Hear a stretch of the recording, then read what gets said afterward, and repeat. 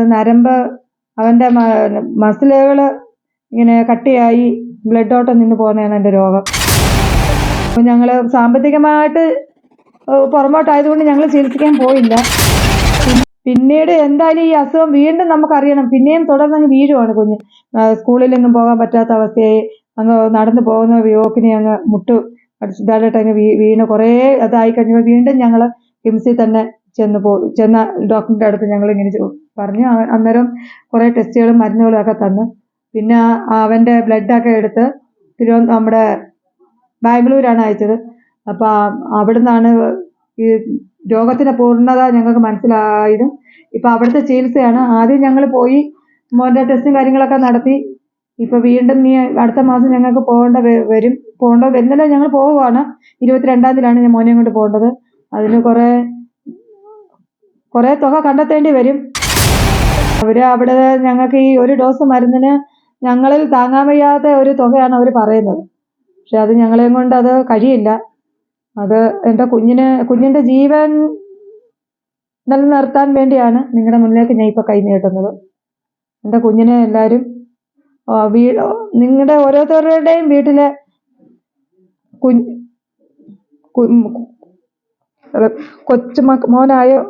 മോനായോ അനിയനായോ കരുതി നിങ്ങളിൽ കഴിയാവുന്നതിൽ 1 രൂപയാണെങ്കിലും തന്ന് എൻ്റെ കുഞ്ഞിൻ്റെ ജീവൻ രക്ഷിക്കണം.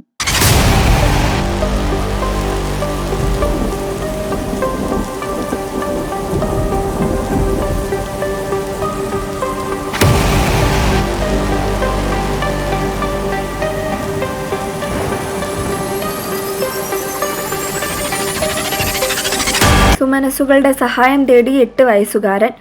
മേലില ഗ്രാമപഞ്ചായത്തിലെ 4-ാം വാർഡായ മയിലാടുംപാറ തേവലക്കര വീട്ടിൽ ബാബുവിൻ്റെയും ലതയുടെയും ഇളയ മകൻ വില്ലൂർ LMLPS സ്കൂൾ 3-ാം ക്ലാസ് വിദ്യാർത്ഥിയായ 8 വയസ്സ് പ്രായമുള്ള ബിജിൻ ബാബുവിനാണ് മസ്കുലർ ഡിസ്ട്രോഫി എന്ന അപൂർവ രോഗം പിടിപെട്ടിരിക്കുന്നത്. ഞാൻ കൊട്ടാരക്കര വില്ലൂർ എന്ന സ്ഥലത്താണ്. എൻ്റെ മോൻ്റെ ചികിത്സയുടെ കാര്യത്തിന് വേണ്ടിയാണ് നിങ്ങളുടെ മുന്നിലേക്ക് ഞാൻ ഇറങ്ങി വരുന്നത്. എൻ്റെ മോൻ്റെ അസുഖം എന്ന് പറഞ്ഞാൽ എനിക്ക് പേര് പറയാൻ അറിയത്തില്ല, പക്ഷെ DMD എന്ന് പറയും.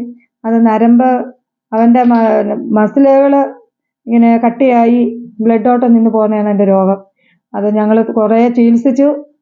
കിംസിലും വിജയസിലായിട്ടാണ് ഞങ്ങൾ പോയി ഇത് അറിഞ്ഞത്. കിംസിൽ ചെന്നപ്പോഴാണ് ഈ രോഗത്തിനെ കുറിച്ച് കൂടുതൽ അറിയാൻ കഴിഞ്ഞത്. അതിൻ്റെ കുറേ ടെസ്റ്റുകൾ നടത്തി. ജനറ്റിക് ടെസ്റ്റിന് വേണ്ടി ടെസ്റ്റ് ഉണ്ടായിരുന്നു. അത് നടത്തി കഴിഞ്ഞപ്പോഴാണ് ഈ അസുഖം എന്താണെന്ന് ഞങ്ങൾ അറിയുന്നത്. അത് കഴിഞ്ഞിട്ട് പിന്നെ കുറേ നാൾ അങ്ങനെ മരുന്നും ഇതിലായിട്ടൊക്കെ ആയി. ഞങ്ങൾ സാമ്പത്തികമായിട്ട് പുറമോട്ടായതുകൊണ്ട് ഞങ്ങൾ ചികിത്സിക്കാൻ പോയില്ല. പിന്നീട് എന്തായാലും ഈ അസുഖം വീണ്ടും നമുക്കറിയണം, പിന്നെയും തുടർന്നങ്ങ് വീഴുവാണ് കുഞ്ഞ്. സ്കൂളിലെങ്ങും പോകാൻ പറ്റാത്ത അവസ്ഥയായി, അങ്ങ് നടന്നു പോകുന്ന യോക്കിനെ അങ്ങ് മുട്ട് അടിച്ചിട്ട് അങ്ങ് വീണ് കുറേ അതായി കഴിഞ്ഞപ്പോൾ വീണ്ടും ഞങ്ങൾ കിംസിൽ തന്നെ ചെന്ന ഡോക്ടറിൻ്റെ അടുത്ത് ഞങ്ങളിങ്ങനെ പറഞ്ഞു. അന്നേരം കുറേ ടെസ്റ്റുകളും മരുന്നുകളും ഒക്കെ തന്നു. പിന്നെ അവൻ്റെ ബ്ലഡൊക്കെ എടുത്ത് നമ്മുടെ ബാംഗ്ലൂരാണ് അയച്ചത്. അപ്പോൾ അവിടെ നിന്നാണ് ഈ രോഗത്തിൻ്റെ പൂർണ്ണത ഞങ്ങൾക്ക് മനസ്സിലായതും. ഇപ്പോൾ അവിടുത്തെ ചികിത്സയാണ്. ആദ്യം ഞങ്ങൾ പോയി മോൻ്റെ ടെസ്റ്റും കാര്യങ്ങളൊക്കെ നടത്തി. ഇപ്പോൾ വീണ്ടും അടുത്ത മാസം ഞങ്ങൾക്ക് വരുന്നില്ല, ഞങ്ങൾ പോവുകയാണ്. 22-ാം തീയതിയാണ് ഞാൻ മോനെയും കൊണ്ട് പോകേണ്ടത്. അതിന് കുറേ തുക കണ്ടെത്തേണ്ടി വരും. അവിടെ ഞങ്ങൾക്ക് ഈ ഒരു ഡോസ് മരുന്നിന് ഞങ്ങളിൽ താങ്ങാൻ വയ്യാത്ത ഒരു തുകയാണ് അവർ പറയുന്നത്. പക്ഷെ അത് ഞങ്ങളെയും കൊണ്ട് അത് കഴിയില്ല.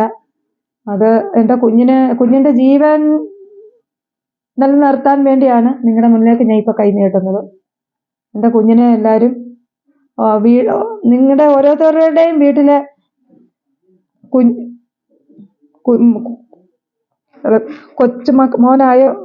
മോനായോ അനിയനായോ കരുതി നിങ്ങളിൽ കഴിയാവുന്നതിൽ 1 രൂപയാണെങ്കിലും തന്ന് എൻ്റെ കുഞ്ഞിൻ്റെ ജീവൻ രക്ഷിക്കണം.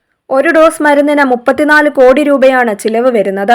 വർഷങ്ങൾക്ക് മുൻപ് പിതാവ് ബാബു കെട്ടിടത്തിന്റെ മുകളിൽ നിന്നും താഴെ വീഴുകയും ഒരു കാലിന് സ്വാധീനക്കുറവുമുള്ളതാണ്. ചെറിയ ജോലി ചെയ്ത് കുടുംബം പോറ്റുന്ന ബാബുവിന് കുഞ്ഞിന്റെ ചികിത്സയ്ക്ക് വേണ്ടിയുള്ള ഈ തുക കണ്ടെത്തുവാൻ സാധിക്കില്ല. ഈ കുഞ്ഞുമോന്റെ ചികിത്സാ ചെലവിനായി നമുക്കെല്ലാവർക്കും കൈകോർക്കാം. ന്യൂസ് ഡെസ്ക് താലൂക്ക് വാർത്ത.